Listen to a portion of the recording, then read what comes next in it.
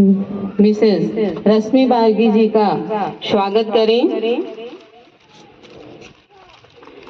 Thank you sir.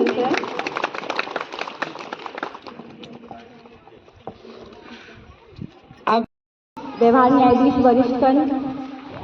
यहाँ पर उपस्थित भगवान दास जी और यहाँ डिवाइन वैदिक मिशन स्कूल के जितने भी स्टाफ, टीचर्स, बच्चे और यहाँ उपस्थित सारे वरिष्ठ जनों को नमस्कार करती हूँ। मेरा नाम रश्मि बागरी है और मैं यहाँ कोतमा न्यायालय में व्यवहार न्यायाधीश कनिष्ठ खंड हूँ। सबसे पहले तो इतना अच्छा स्वागत तो मेरे को लगता है हमने एक्सपेक्ट ही नहीं किया था। हम 5 मिनट के प्रोग्राम के पर्पज से यहाँ पर आए थे ये सोच के कि कुछ थोड़ा सा विधिक ज्ञान आप लोगों के साथ साझा कर सकते, पर डिवाइन वैदिक स्कूल मिशन स्कूल ने तो बहुत ही अच्छा स्वागत किया और बहुत अच्छा लगा। आज के कार्यक्रम के लिए यहाँ तो आप लोग वैसे भी ग्रैंड पेरेंट्स डे मनाने के लिए आए हैं और उसी के साथ ये बहुत अच्छा दिन है कि हमें चुना गया कि हम आपके साथ वरिष्ठ नागरिकों के क्या अधिकार हैं उसको साझा कर सकें, ताकि आपको कभी भी किसी प्रकार से कोई कानूनी सहायता की ज़रूरत पड़े या कुछ भी इस प्रकार से कहीं कोई कठिनाइयाँ आ रही है तो उस संबंध में आपको ये जानकारी रहे कि आपके क्या अधिकार हैं।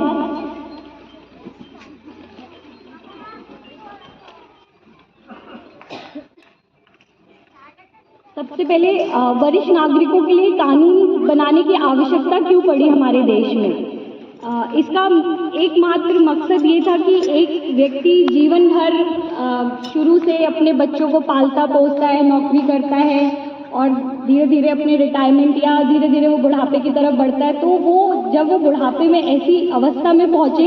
तो उसे एक शांतिपूर्ण, इतने कठिनाइयों के बाद जब उस अवस्था में पहुँचता है तो उसको एक शांतिपूर्ण जीवन मिल सके। ठीक है, तो इसलिए हमारे देश में ऐसे कुछ कानून बनाए गए जिससे कि वरिष्ठ नागरिकों को भी सहायता प्राप्त हो सके, उनके भी जो अधिकार हैं वो उन्हें प्राप्त हो सके, उन्हें अगर कभी किसी प्रकार की कोई कठिनाइयाँ आ रही, क्योंकि होता है हम एक समाज में रहते हैं और यहाँ पर छोटी मोटी बातें कई बार होती है, कई बार बड़ी बातें भी हो जाती है, तो उसके लिए हमारे क्या अधिकार है हमें पता होना चाहिए। सबसे पहले तो जो सबसे बड़ा अधिकार है जिसके लिए हम रोजाना के मेरे में तो खास तौर पे उससे संबंधित केसेस आते हैं, तो हमारी पुरानी दंड प्रक्रिया संहिता का 125 धारा 125 है जो अभी नए लॉ के तहत जो भारतीय नागरिक सुरक्षा संहिता 2023 उसमें 144 हो गई, धारा 144 हो गई। उसमें अगर कोई वरिष्ठ नागरिक, कोई भी माता पिता, ऐसा नहीं है कि उसमें वरिष्ठ नागरिक के लिए एक वो बना दिया गया है, पर कोई माता पिता जो अपना भरण पोषण करने में किसी प्रकार से असमर्थ है, वो नहीं कर पा रहे अपना भरण पोषण, तो वो उसके लिए एक आवेदन प्रस्तुत करके अपने बच्चों से जो उनका भरण पोषण करने में पूरी तरह से सक्षम है, जो नौकरी कर रहे हैं या किसी प्रकार से वो उनका भरण पोषण कर सकते हैं, तो इसके लिए वो आवेदन लगा सकते हैं और पूरी कार्रवाई होती है उसमें और उस पर उन्हें भरण पोषण, अगर ऐसा न्यायालय पाती है कि वो अपना भरण पोषण नहीं कर पा रहे हैं और बच्चों के द्वारा उपेक्षा की जा रही है अपने माँ बाप के भरण पोषण के लिए, तो उन्हें बिल्कुल उस पर भरण पोषण, ये एक मॉनेटरी रिलीफ होती है एक तरीके की। और एक मॉनेटरी रिलीफ मतलब आपको कुछ ऐसा भरण पोषण में एक आर्थिक सहायता दी जाएगी ताकि आप अपने दवाइयों से रिलेटेड या किसी भी चीज़ में जो भी एक वृद्धावस्था में जो ज़रूरतें होती है उसको पूरी कर सकें। दूसरा, इसी कड़ी में एक कानून हमारे भारत के द्वारा भी बनाया गया है जिसमें माता पिता वरिष्ठ नागरिकों का भरण पोषण और कल्याण अधिनियम 2007, इसमें अगर जैसे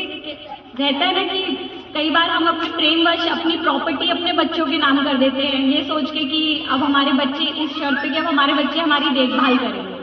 परंतु किसी वजह से बच्चे या कोई और हमारी देखभाल नहीं कर रहे हैं और हमने अपनी प्रॉपर्टी दे दी, अब हमारे पास तो कुछ भी नहीं बचा। तो लेकिन अगर हमें ये समझ आ रहा है कि हमने इस शर्त पर इनको प्रॉपर्टी दी थी या हमारे चीज़ें दी थी कि हमारी देखभाल करेंगे ये हमारी वृद्धावस्था में, और ये नहीं कर रहे हैं, तो उस संबंध में ही हम जिला कलेक्टर के समक्ष, एसडीएम के समक्ष हम आवेदन कर सकते हैं। और इसमें एसडीएम को पूरा पावर होता है कि वो भरण पोषण प्राप्त कराए। इवन ये प्रॉपर्टी के संबंध में भी वो उस ऑर्डर को बदल सकते हैं। उन्हें बहुत सारे ऐसे प्रावधान दिए हैं उस अधिनियम के अंतर्गत जिसमें आप लोगों को उससे लाभ प्राप्त हो सकता है। एक हमारे माननीय सर्वोच्च न्यायालय के द्वारा एक स्कीम जारी की गई थी कि जिला स्तर पर, तहसील स्तर पर एक क्लिनिक एड, मतलब लीगल एड क्लिनिक खोला जाए। उस लीगल एड क्लिनिक को खोलने का मकसद ये रहता है कि आपकी प्रॉपर्टी से डिस्प्यूट हो, कोई भी आपकी ज़मीन जायदाद से डिस्प्यूट हो, आपके स्वास्थ्य से रिलेटेड कोई डिस्प्यूट हो, आपके बच्चों से रिलेटेड आपका आवेदन बनाना चाह रहे हैं या कहीं कोई आवेदन करना चाह रहे हैं, इसके संबंध में हमारे पैरा लीगल वॉलंटियर भगवान दास जी इस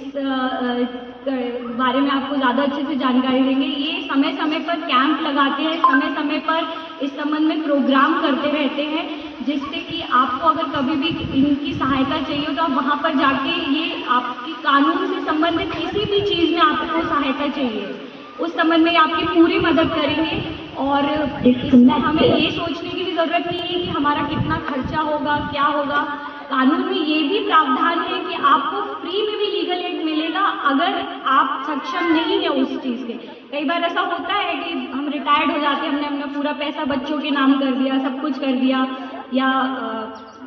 किसी के भी इस तरीके से अगर हमारे पास कोई ऐसा सोर्स नहीं है, सोर्स ऑफ इनकम नहीं बचा है, हमारे पास कुछ भी नहीं, तो भी आपको फ्री